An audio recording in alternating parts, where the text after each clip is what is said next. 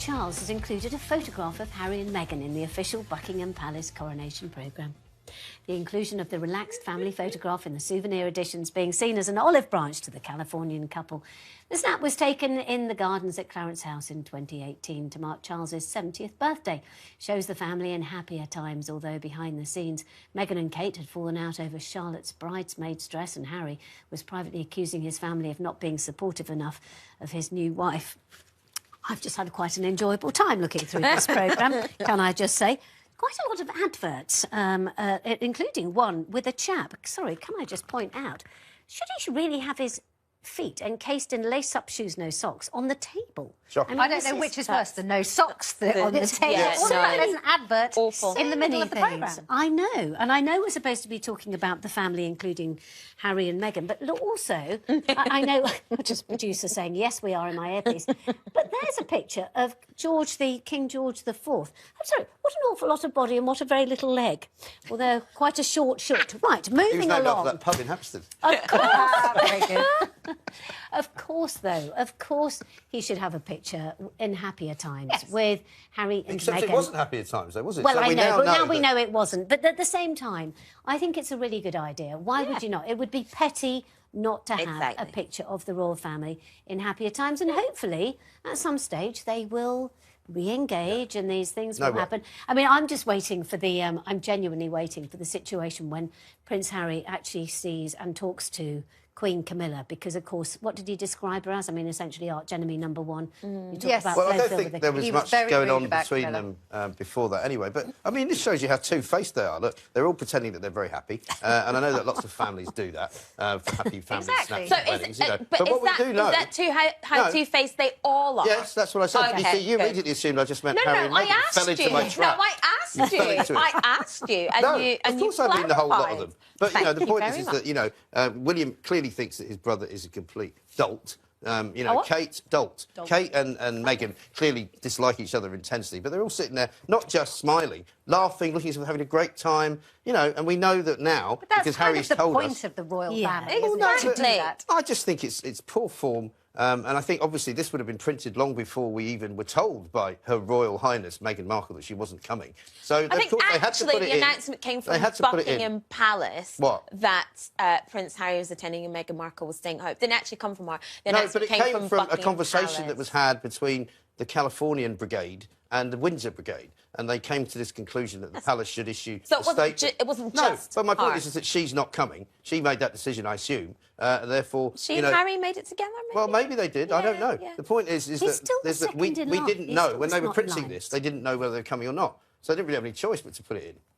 Well, of course they would put it in, because why wouldn't you have a picture of they're both not of in it your anymore. sons in the programme? Yes, but they're still... It would be they're still petty both if you did part put of it in. our And family. King Charles is not going to be petty. I would have left him out. Well, I mean...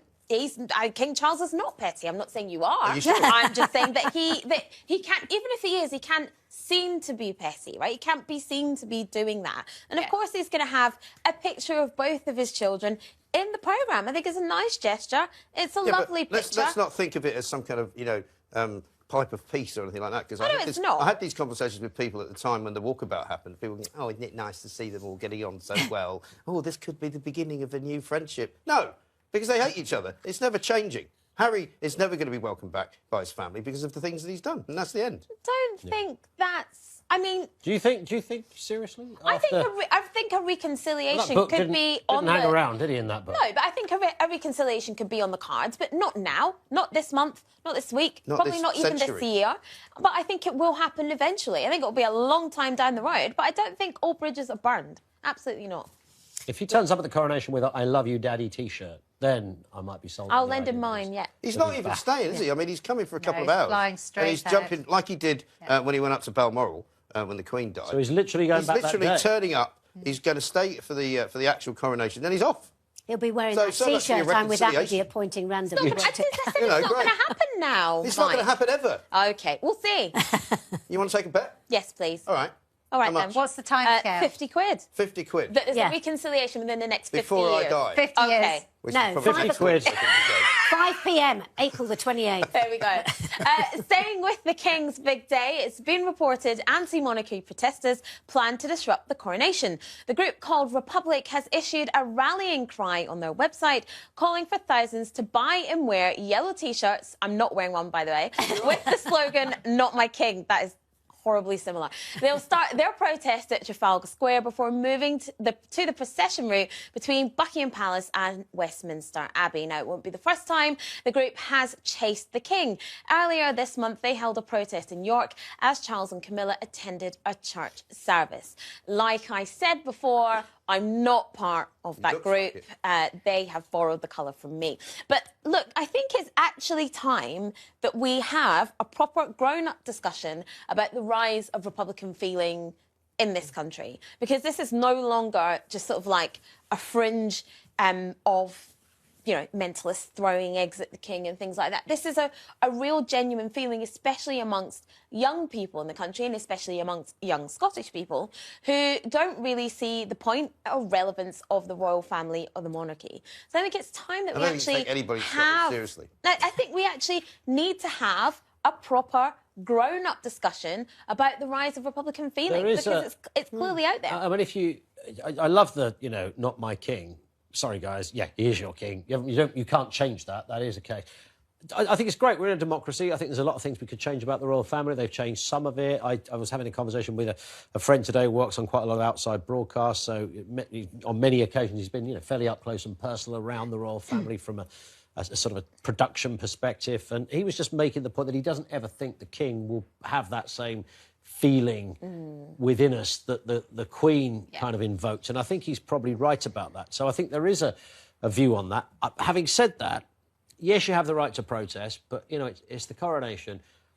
Protest, but do it in, I don't know, Scunthorpe or something. Just stay away from let everybody have their nice day, because I'm not absolutely sure. I'm not absolutely sure that's the time and the place to do it. It shouldn't be. And also, they're traditionally they're quite sort of rude and nasty and horrible people. So I don't know what they're going to do other than to try and disrupt it. But Mike, and I think that's wrong. You've often been critical of the royal family. I'm not, not saying that you're. What would your ideal be? You know, Republic, the group wants us to be a republic, have a different head of state. No, what I would think you? I would not. I think the way that we run Britain is fine. You know, the people that run it aren't doing a great job. You know, I think we can say that without any fear or favour. But I don't like the idea of a sort of President Tony Blair type figure who would be anointed and, you know, might not even have to be elected. You know, I don't really fancy that. I think having the head of state as a kind of titular monarch is fine, because it does give the politicians a bit of distance between, you know, the sort of the. But would you have the more Scandi model, not really. bicycling around? No, I think the way they are now is fine. I mean, you know, Charles is not going to be king for that long, probably. Then William will come in. And maybe then we have the conversation, because then it's a new generation, it's a different, you know... The problem with Charles is he feels like the sort of continuity king, doesn't he? Until William comes along, and that could change everything. It is... Well, the difference between when Princess Elizabeth became Queen Elizabeth, and there she was young, she was utterly beautiful, and it was all kind of... And also surrounded by the tragedy of her dad dying young. And the abdication. And also after the war. And there were so many even things... the fact that she was a woman at that time. And the fact that she was a woman. There were so many things going on then that actually you can understand. And of course, it was a very, very different country at that point. But people really bought into it. And they bought into it. And I think everybody's right. I think, you know, the point is it feels slimmed down and smaller and everything else. And of course, that's exactly why it is literally being slimmed down. You know, lots of elements of the coronation are smaller, and Charles is very aware. King Charles is very aware of that. Of course, we saw early morning rehearsals this morning for some of the procession. It is going to be the biggest procession. You can see it there, very middle of the night, and there you've got just a tiny bit of the procession. It's the biggest military event in 70 years that this country has put on, but it is smaller than the Queen's. You can't see either of the two incredible coaches, the one that will take him to the Abbey and then the one that will, the state coach that will bring him back. But that just gives you a flavour of what it's like. But also, talking about Republic and the fact there are going to be protesters, very scary to be putting on an event like that, knowing that there are going to be people along the side wanting to throw things, wanting to disrupt, wanting to upset the horses, wanting people, you know, military to fall off. I hope the pressure is huge. I know, and that would be awful. Actually, I do think no matter which way, whether you want a republic or anything else, why, as you say, ruin the day for so many people who actually do want to see a bit of pomp and circumstance, particularly. I mean, you could argue, particularly now when it feels like the country's falling apart, and it is one of those things where we can all nudge each other and go, do you know, we do that really well. At least there's something. And as happened during the Queen's funeral, and even the Queen's Jubilee when she was still around, and you know, it was a very sort of British event. It felt very British, you know. And for many of us, myself included, this is a once-in-a-lifetime occasion. I'm almost certainly not going to see another coronation, so I don't want it to be bought a tea messed towel. up. You might, actually. I might. I Probably might. 10, 15 years away. If I give up the booze and really get a healthy life. Anyway, moving on from my lifestyle choices. Coming up. Thanks for sharing. Yeah, that's right.